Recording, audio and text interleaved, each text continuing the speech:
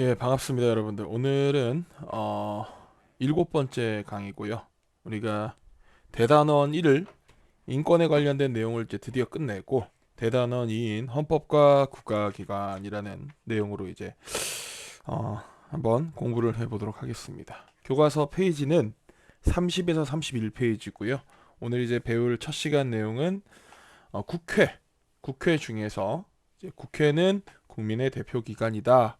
라는 이제 소제목으로 국회의 의미와 국회의 구성에 대해서 같이 한번 배워보도록 하겠습니다. 이 국가기관을 이제 배우는 거는 사실 되게 얕게 간략하게 배우면은 뭐 여러분들 배울 내용이 생각보다 많진 않아요.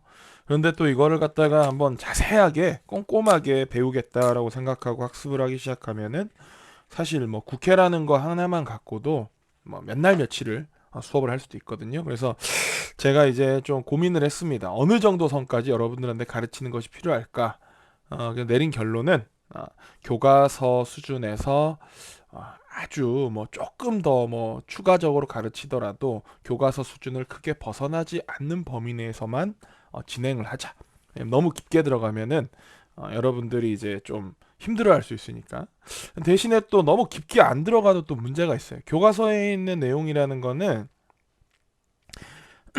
실제 이제 국회의 어떤 역할이나 내용에 대해서 되게 그걸 요약해서 가르쳐 주는 거다 보니까 조금 여러분들이 이제 수업을 듣는 과정에서 어떤 오해 같은 게 좀 생길 수가 있거든요.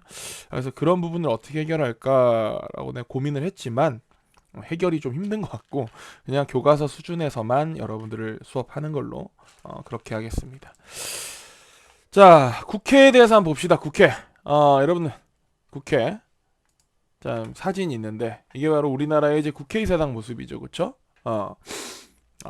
서울특별시 영등포구 의사당대로 1 해당하는 곳이 바로 여기 있는 국회의사당이고 여기에 가면 우리나라의 이제 국민들의 뜻을 대표한다는 300명의 국회의원들이 모여가지고 여러 가지 활동들을 하는 곳이죠.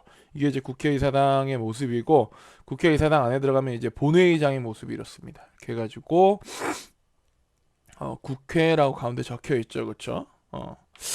자, 이렇게 이제 국회의 모습을 우리가 대략 봤는데, 자, 국회 한번 지금 저 본격적으로 한번 국회의 의미와 구성에 대해서 한번 배워봅시다.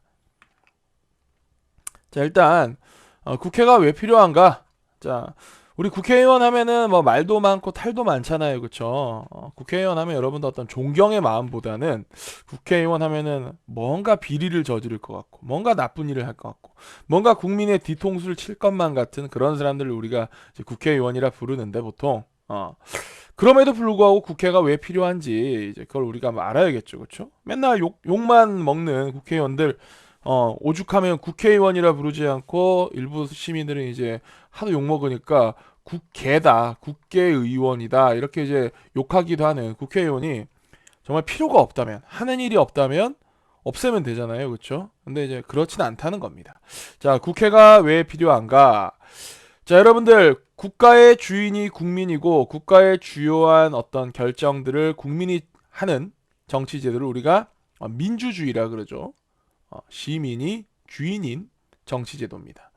자, 근데 이 민주주의의 방식이 여러 가지가 있는데 그 중에 최고의 민주주의는 국민이 직접 정치에 참여하는 국가의 주요한 어떤 결정들을 내리는 직접 민주주의입니다.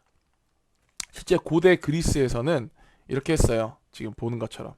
이게 고대 그리스의 이제 아크로폴리스와 아고라에서 시민들이 모여가지고는 이렇게 뭐 주장할 걸 주장하고 들어줄 사람 들어주고 직접적으로 이제 표결에 붙여서 이 아테네의 중요한 일들을 시민들이 직접 결정을 했었습니다.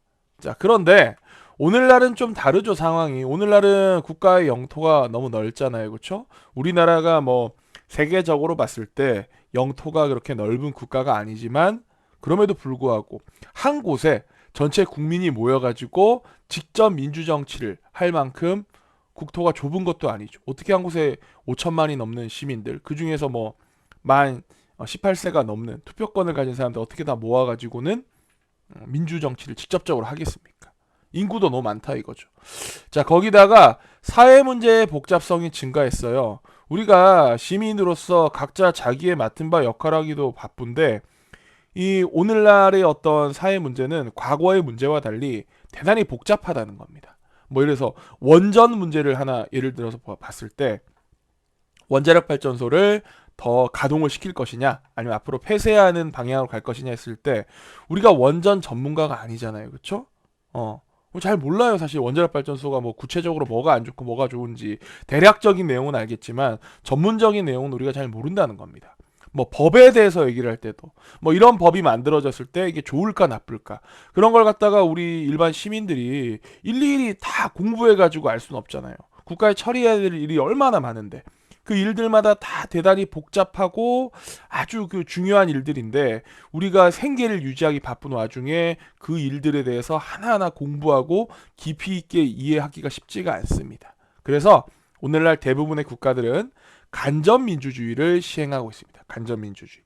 자, 직접민주주의는 시민들이 직접 국가의 의사결정에 참여하는 거라면 간접민주주의는 이제 국회처럼 국민의 대표를 뽑아서 그 사람들로 하여금 대신해서 국가의 중요한 일들을 결정하게 하는 정치제도가 간접민주주의라는 겁니다. 오늘날 대부분의 국가들은 간접민주주의를 채택하고 있고 대표를 뽑아서 대신 정치를 하게 하는 거기 때문에 간접민주주의를 다른 말로는 대의제라고도 부릅니다. 대신 어떤 의사를 결정하는 제도다 해서 대의제라고 하기도 합니다. 자, 그럼 이런 간접민주정치의 핵심이 되는 기관이 바로 우리가 오늘 배우게 될 국회입니다. 그래서 국회가 왜 필요한가 물어본다면 왜 필요하냐? 오늘날 영토가 넓고 인구가 많고 사회 문제가 복잡하기 때문에 직접 민주주의를 하긴 힘들고 간접 민주주의를 할 수밖에 없는데 자, 간접 민주주의를 하려면은 우리가 뽑은 국민의 대표인 국회의원들이 모여서 국가의 중요한 일을 결정하는 국회가 필요하다라고 대답을 하면 되겠죠. 그렇죠? 자, 그러면 이제 넘어가서 국회의 핵심적인 역할은 뭐냐? 자, 국회가 하는 일이 좀 많아요. 다음 시간에 그 많은 일들을 다 배워볼 건데 그 중에 이제 제일 중요한 일을 딱 두 가지 얘기하자면 첫째, 국가의 헌법 하에 있는 아주 중요한 국가의 규칙인 헌법 다음 가는 규칙인 법률을 만드는 일을 합니다. 일단 그걸 우리가 입법이라 그래. 입법. 그래서 국회의 첫 번째 핵심 역할은 법률을 만드는 입법의 기관으로서 역할입니다. 두 번째는 우리나라는 이제 행정과 입법과 사법의 3권으로 권력이 분립되어 있는 3권 분립의 국가죠. 그렇죠? 그래서 국민의 대표인 이 국회가 다른 행정부나 사법부를 즉 다른 국가기관을 견제해 줘야 됩니다. 그게 3권 분립의 핵심적인 내용이죠. 그렇죠? 자, 그래서 다른 국가기관을 견제하는 것 또한 이 국회의 핵심적인 두 가지 역할 중에 하나입니다. 정리하면 첫 번째, 국회는 법을 제정하는 입법의 역할을 하고 있다. 두 번째, 국회는 3권 분립화해서 다른 국가기관을 견제하는 역할을 하고 있다. 자, 그럼 법을 만드는 것과 다른 국가기관의 권력을 견제하는 것, 이 두 가지의 이유가 뭐냐? 여기 나와 있죠. 이런 걸 함으로 인해서 우리 국민의 자유와 권리, 즉 우리가 앞에 배웠던 국민의 인권, 기본권을 보장한다는 겁니다. 즉 국회는 왜 있냐라고 물어보면 지금까지 쭉 복잡한 얘기를 다 했지만 핵심적인 내용은 국민의 기본권을 보장하기 위해서 국회가 있다라고 여러분 그렇게 생각하면 됩니다.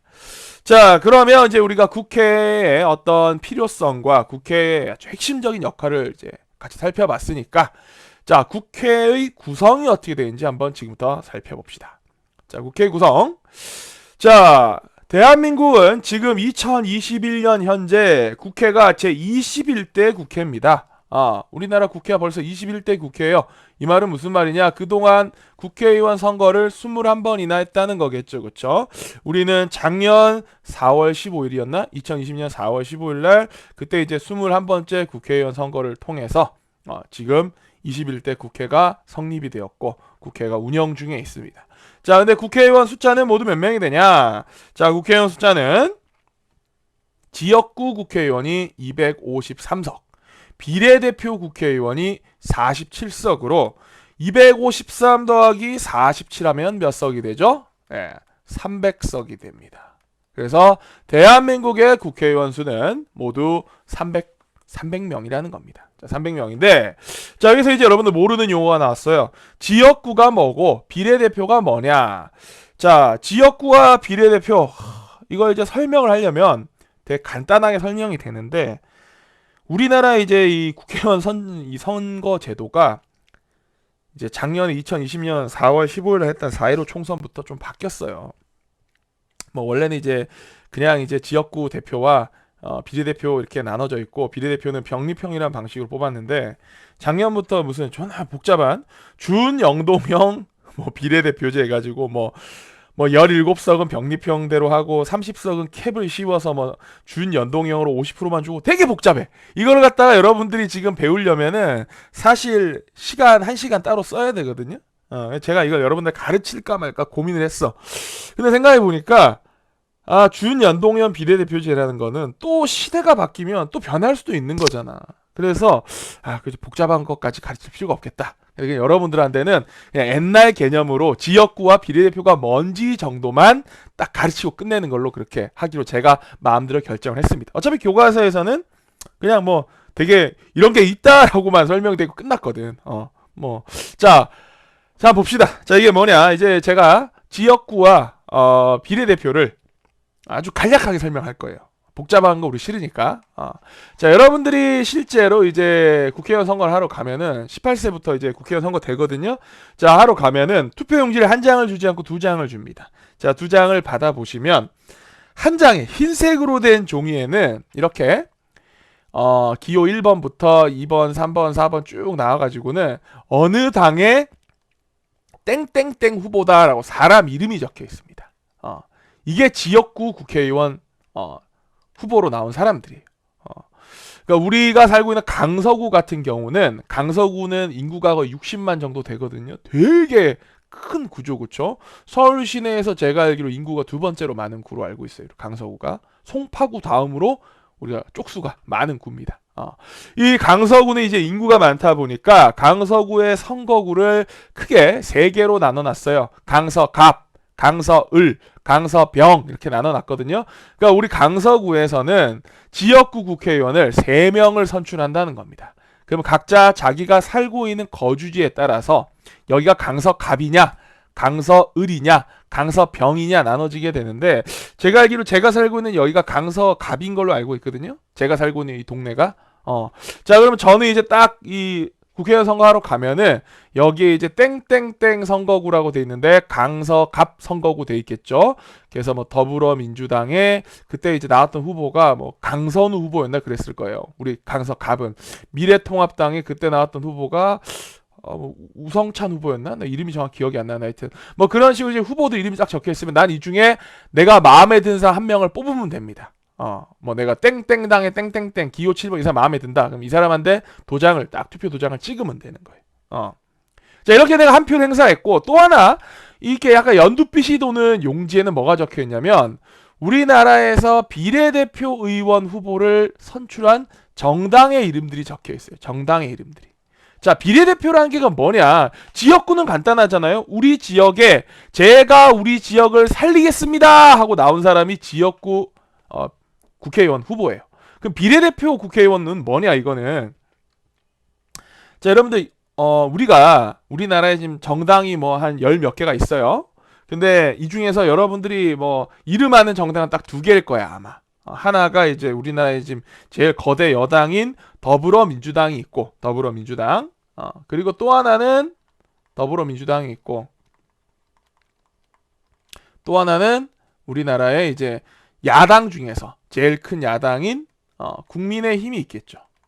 여러분 참고로 여당과 야당은 뭐냐면은 대통령을 배출한 정당이, 지금 현재의 대통령을 배출한 정당이 여당이 되는 거고, 지금 현재의 대통령을 배출하지 못한 정당이 전부 야당이 되는 겁니다. 그러니까 여당은 당이 하나인 거고 여당 아닌 나머지 당은 전부 다 야당이 되는 거죠. 지금 현재 대통령이신 문재인 대통령을 배출한 정당이 더불어민주당이니까 더불어민주당이 여당이 되는 거고, 나머지 정당들은 전부 야당이 되는 거죠. 지난번 대통령이었던 박근혜 대통령을 전 대통령을 배출했던 정당이 지금 국민의힘이거든요. 그때 당시에 이름이 새누리당인가 그랬을 거예요. 그럼 그때는 새누리당이 여당이었고 나머지 정당은 전부 야당이 되었던 거겠죠. 자, 어쨌든 우리나라의 양대 정당 하면 지금 현재 더불어민주당과 국민의힘이란 정당이 있습니다. 그 실제로 지역구 선거를 해보면은 대부분의 시민들이 누구한테 표를 주냐? 더불어민주당의 후보 아니면 국민의힘의 후보한테 표를 줍니다. 두 개의 정당 중에 한 정당의 후보에게 표를 줘요. 그럼 어떤 일이 벌어지냐? 예를 들어서 선생님은 만약에 여기 뭐 양념치킨당이 있다 쳐요. 기호 7번 내가 양념치킨당을 내가 지지하는데 내가 지역구 선거에서 양념치킨당 후보한테 표를 주면 이 사람한테 표를 준 사람 별로 없을 거야. 그러다 보니까 내가 준 표는 아무런 의미가 없는 죽음표, 즉 사표가 될 가능성이 크지. 그러다 보니까 나는 더불어민주당이나 미래통합당, 지금 이제 당 이름이 국민의힘이겠죠, 그렇죠? 국민의힘 중에서 내가 볼 때 양념치킨당의 성격과 좀 더 가까운 정당의 후보한테 내가 표를 주게 될 겁니다. 그럼 어떤 현상이 벌어지냐면은 대부분의 지역구 선거에서는 더불어민주당 아니면 국민의힘 이 당 두 개 중에서 한 당의 후보가 그 지역구의 국회의원으로 뽑히는 확률이 대단히 높아요. 나머지 기호 3번부터는 거의 안 뽑혀. 그러다 보니까 이럴 수 있잖아. 내가 국민의 한 사람으로서 나는 양념치킨당을 난 지지하는데 양념치킨당에 표 줘봤자 어차피 안 뽑힐 것 같으니까 나는 어쩔 수 없이 양념치킨당과 제일 가까운 어떤 두 개 양대 정당 중에 하나를 뽑았다. 그러면 양념치킨당을 지지하는 국민들의 뜻은 국회의원으로 제대로 이 반영이 안 되겠죠. 그렇죠? 그래서 만들어진 제도가 이 비례대표라는 제도예요. 비례대표는 뭐냐면은 자 예를 들어 여기 7번이 우리 공화당 되는데 뭐 이딴 거 말고 여기가 양념치킨당이야. 그럼 어떻게 하냐면은 자 나는 양념치킨당의 지역구 후보는 어차피 안 뽑힐 것 같으니까 이 사람한테 표는 안 주고 여기 기호 1번이나 2번 중에 하나한테 표를 줬다. 자 하지만 비례대표는 내가 지지하는 정당에다가 내가 표를 주겠다. 그래서 내가 양념치킨당에 내가 표를 딱 줬습니다. 그러면 어떻게 되냐면은 우리나라 국회의원 의석 300석 중에서 253석은 지역구로 뽑아요. 각 지역의 대표 한 명씩 뽑는 거고 47석은 비례대표라 그래가지고 여기 정당에다가 투표한 숫자를 쭉 합산을 하는 거예요. 그러니까 양념치킨당을 보니까 양념치킨당이 전체 국민 중에 유권자 중에 10%가 양념치킨당을 지지하고 있는 거야. 그러면 이 비례대표 의석 47석 중에 10% 4.7석 즉 4석에서 5석 정도는 양념치킨당에다가 주는 겁니다. 그럼 양념치킨당에서는 원래 이제 준비해놨던 비례대표 후보들 쭉 순위가 있어요. 그래서 만약에 양념치킨당에 비례대표가 5석이 배부가 됐다. 할당이 됐다. 그럼 양념치킨당 비례대표 예비후보 1번부터 5번까지의 후보가 양념치킨당의 비례대표 국회의원이 되는 거예요. 그러면은 제가 마음속으로 양념치킨당을 지지하지만 지역구에서 어차피 안 뽑힐 것 같으니까 거대 양당 중에서 한 당의 후보를 뽑아서 양념치킨당 후보는 지역구에서 안 뽑혔지만 내가 비례대표에서 정당 지지에는 양념치킨당을 지지했기 때문에 그게 비례대표로 반영이 되어가지고 양념치킨당의 국회의원도 그러니까 후보도 국회의원이 될 수 있겠죠, 그렇죠? 그럼 대충 여러분들 비례대표가 뭐 어떤 개념인지 이해가 됐어요? 뭐 사실 더 복잡하게 설명하면 되게 깊이 들어가야 되는데 딱 여기까지만 얘기할게요. 여기까지만 얘기하고 여러분들 뭐 더 이상 이제 깊게 알면 여러분 머리 복잡해지고 다치니까 딱 여기까지만 비례대표 제도를 설명을 하겠습니다. 어쨌든 지역구 후보 제도로만 뽑았을 때 제대로 국민의 이제 지지 정당에 대한 지지 정도가 반영이 안 된다. 그래서 대안으로 만들어진 제도가 이 비례대표라는 제도입니다. 자, 그럼 비례대표까지 이제 받고 대한민국 국회의원은 전체 300자리 국회의원 중에서 253자리는 지역구로 뽑고 나머지 47자리는 비례대표 뽑는다. 자, 여기까지 봤으면 오늘 배울 거 거의 다 배운 거예요. 빨리 넘어갈게요. 자, 국회의원 임기는 어떻게 되냐? 국회의원 임기는 4년 임기입니다. 한 번 뽑히면 4년 가는 거고 출마를 위한 연령 제한이 있어요. 만 25세입니다. 여러분들 그 앞에 우리가 인권 배울 때 나이를 가지고 문제 삼아서 어떤 차별을 두는 것도 평등권에 위반된다 했잖아요. 그렇죠? 근데 왜 국회의원 만 25세로 이렇게 출마 연령이 제한이 돼 있냐? 이걸 갖고 시민들이 헌법 소원을 헌법재판소에 제기한 적이 있습니다. 하지만 헌법재판소에서는 이거 위헌이 아니다. 합헌이다. 라고 판단 내렸어요. 국회의원이란 자리가 되게 중요한 자리인데 적어도 국회의원 활동을 하는데 필요한 어떤 전문성이나 학식과 경륜을 갖추려면 적어도 나이가 만 25세는 돼야 된다라고 보는 것이 헌법재판소의 판단이었습니다.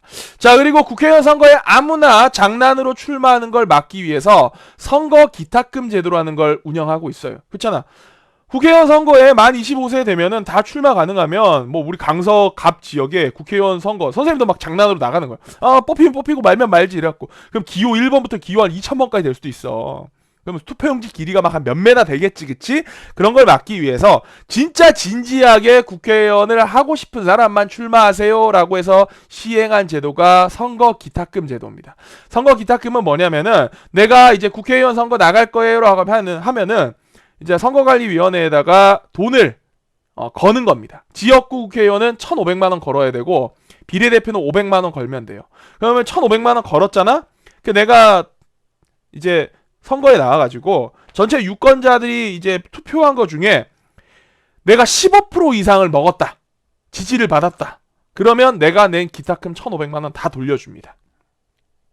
근데 내가 15% 이상 못 먹고 10% 이상 15% 미만을 받았다. 표를. 그러면 낸 돈의 반 750만 원 돌려줘요. 그 내가 나갔는데 내가 10%도 표를 받지 못했다. 그러면 이 사람은 뭐 굳이 나올 필요가 없는데 뭐 그냥 자기 스펙 살라 나왔나 해서 그냥 기탁금 1,500만 원은 국고로 들어가게 됩니다. 그래서 기탁금 제도를 운영해가지고 아무나 장난으로 선거에 출마할 수 없도록 이렇게 제한을 두고 있는 거지, 그치? 자, 그 다음에 국회에는 국회의 제일 보스, 아주 제일 대표인 국회의장 한 사람과 이 사람을 보좌하는 부의장 2명 있습니다. 임기는 2년이에요. 근데 국회의원 임기가 4년이니까 국회의장 임기가 2년이잖아. 그럼 국회의장이 국회에 한번 뽑힌 4년 동안에 국회의장이 몇 명 있겠어요? 최소 2명의 국회의장 있겠죠, 그렇죠? 그래서 우리 국회도 국회의장이 전반기 국회의장이 정세균이었나? 헷갈리네. 지금 국회의장이 누구지? 박 누구였나? 하여튼 지금 이제 국회의장 임기가 이제 2년이 끝나가거든요. 올해 지나면 내년 4월 되면 2년 되니까 그럼 그때 후반기 국회의장 또 뽑히겠죠, 그렇죠? 자, 그래서 국회에는 국회의장 한 분과 부의장 두 분이 있다. 자, 그다음에 국회에는 본회의라는 게 있습니다. 국회의원들이 맨날 첫날 모여가 1년 365일 국회에서 회의하는 게 아니에요. 국회에는 최종적인 의사 결정이 이루어지는 그 회의가 본회의라는 회의장이 있거든요. 아까 사진에 봤죠, 그렇죠? 근데 맨날 첫날 본회의를 열 수는 없으니까 매년 9월 1일부터 100일 동안만 최대 100일 동안만 국회가 열립니다. 그걸 국회 정기회라고 그러고요. 매년 9월 1일부터 딱 100일 동안 한 12월쯤 되면 이제 주말 토 일요일 빼야 되니까 공휴일 빼야 되니까 12월 초쯤 되면 이제 뭐 정기회가 끝나겠죠, 그렇죠? 그리고 이제 국회의원들이 필요할 때마다 판단돼서 본회의를 여는 임시회가 있다. 여러분들 왜냐하면 국회의원 그러면 선생님 국회의원 정기회만 하면은 9월 1일부터 12월까지 한 100일 정도만 일하면 나머지는 노는 겁니까? 개꿀이네요 하겠지만 국회의원들이 사실 맨날 본 회의장에만 있을 수는 없어요. 지역구 국회의원들은 또 자기 지역에 가서 또 그 지역의 민심을 또 헤아리고 국민들의 목소리를 듣고 뭘 원하는지 뭐가 불만 이런 걸 들어야 되잖아요, 그렇죠? 그래서 국회의원이 항상 여의도에 있는 그 국회의사당에 있을 수만 없기 때문에 정기회는 9월 1일부터 100일을 초과할 수 없게 법으로 정해놨습니다. 자, 그리고 국회에서 뭔가를 결정할 때는 국회 의결 정족수라는 게 있어요. 의결 정족수에는 여러 가지가 있는데 국회에서 뭔가 결정할 때 이제 뭐 이런 거 있잖아요. 몇 표 이상 받아야 되냐? 되게 종류가 다양한데 일반적인 의결 정족수는 국회의원 재적의원 그러니까 300명이 다 있다 국회의원이 그럼 300명이 재적의원이 되는 거예요. 300명 중에 한 분 돌아가셨어. 회기 중에. 그러면 299명이 재적의원이 되는 겁니다. 어쨌든 지금 현재 국회에 등록되어 있는 국회의원 숫자가 재적의원인데 재적의원 수 중에서 과반수 300명이라면 과반이라는 거는 반을 넘는 숫자거든요. 과반수라는 거는 300명이 지금 다 있다 국회의원이 등록된 숫자가 그럼 반이 150명이잖아요.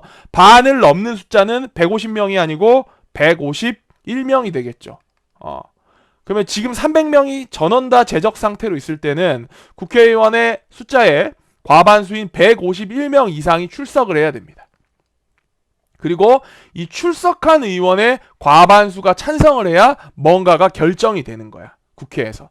그러면 예를 들어서 300명 다 있다 칠 때 출석하는 게 과반수는 151명 출석하는데 계산의 편의를 위해서 160명이 출석했다고 칠게요. 자, 그리고 나서 이 중에 과반수면 어떻게 되는 겁니까? 반이 80이니까 반을 넘는 숫자가 81명이죠. 160명에 대해서. 81명 이상이 찬성하면 그게 뭐 법이든 뭐든 국회에서 그거 결정된 게 통과가 되는 거예요. 국회를. 이게 국회의 일반 의결 정족수입니다. 자, 그 다음에 국회에서는 어떠한 일을 효율적으로 처리하기 위해서 상임위원회라는 제도를 두고 있어요. 왜냐면 막 법이 아무거나 막 본회의에 올라가면 안 되잖아요. 본회의 딱 1년에 100일밖에 안 하는데 정기회는. 그래서 법안에 관련된 각 분야의 상임위원회가 17개가 만들어져 있어. 뭐 교육에 관련된 위원회, 국방에 관련된 위원회, 뭐 복지에 관련된 위원회, 노동에 관련된 위원회, 이런 위원회들이 쫙 있어가지고 국회의원들이 각각 그 위원회, 상임위원회 소속이 돼 있어요. 그래서 거기서 사전에 법안에 대한 회의를 거쳐가지고 이 법안은 본회의에 올려서 통과시킬 법한 법안인지 아닌지를 거기서 먼저 한번 거르는 역할을 하는 겁니다. 그게 국회의 상임위원회입니다. 자, 이렇게 해서 벌써 시간 26분이 지났네요. 오늘 이렇게 우리가 국회의 의미와 구성까지를 살펴봤고, 다음 시간에 세부적으로 들어가서 국회의 어떤 역할을 좀 더 입법과 재정과 일반 국정에 대해서 세부적으로 나눠가지고 자세하게 한번 배워보도록 하겠습니다. 자, 오늘 수업 듣고 퀴즈 푸느라 고생이 많았고요. 다음 시간에 봅시다. 이만 안녕.